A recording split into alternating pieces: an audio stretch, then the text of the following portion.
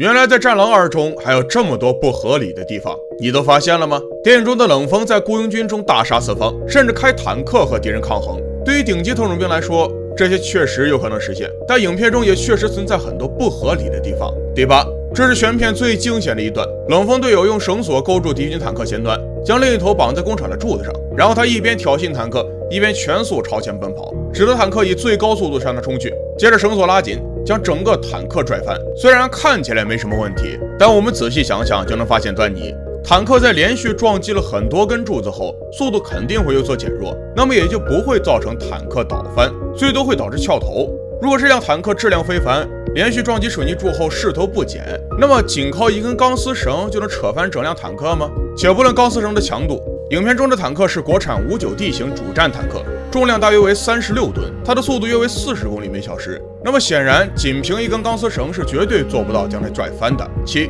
影片开头的黑老大请来挖掘机来强拆战友的房子，就在铲斗朝3人挖下去时，突然挖掘机停了，原来是冷锋将挖掘机的油管敲开，使得挖掘机停止了工作。但其实他敲的是液压油管，即使这几根油管断裂，也并不会导致挖掘机停止工作。6，在冷锋和外国小哥喝酒比赛时，冷锋在连喝了4杯深水炸弹后，又吹了一瓶茅台白酒。喝酒简直跟喝水一样，有眼尖的朋友可以看出，此时冷锋喝的白酒正是飞天茅台，喝过的人都知道他有多上头。暂且不论冷锋是否有如此酒力，但其实他这样喝茅台是根本喝不到的，因为在茅台的瓶口处设有滚珠，如果倾斜角度过高，是根本倒不出来的。原来在《战狼2》中还有这些小细节，你没发现？5，影片开头被冷锋一脚踹飞10米远，口吐鲜血的黑老大，其实他并没有死，因为在电影的后续可以看到，冷锋3年后才出境，说明他被关了不到3年。而按照我国法律来说，如果黑老大被冷锋踹死了，那么就是故意伤害致人死亡，甚至可以判处无期。而冷锋不到3年就出来了，所以显然黑老大受伤并不严重，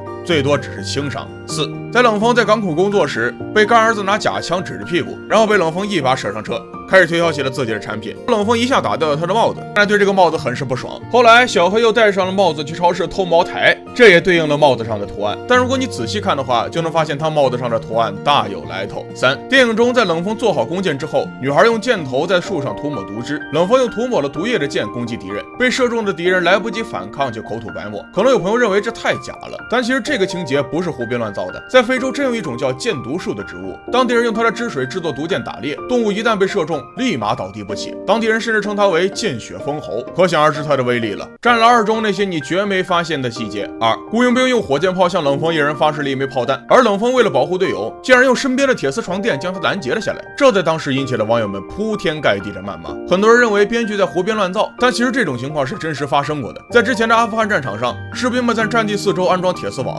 就是用来防火箭弹突袭的。在战狼1的宣发海报中，吴京的手枪带有气门，显然就是一把假枪，这也使得吴京被无数网友谩骂，所以他在战狼2中用上了这个梗。影片中张涵饰演的卓一凡在第一次和大块头打斗时，不小心被敌人反手夺枪，张涵危在旦夕，可这把枪竟然是假的，射的是白色的 BB 弹，这把假枪也救了张涵一命。而第2次张涵和大块头的决斗中，张涵不敌，被大块头打翻在地，于是他准备掏出手枪，但大块头依然认为还是一把假枪，没有理会，但这次却是一把真枪。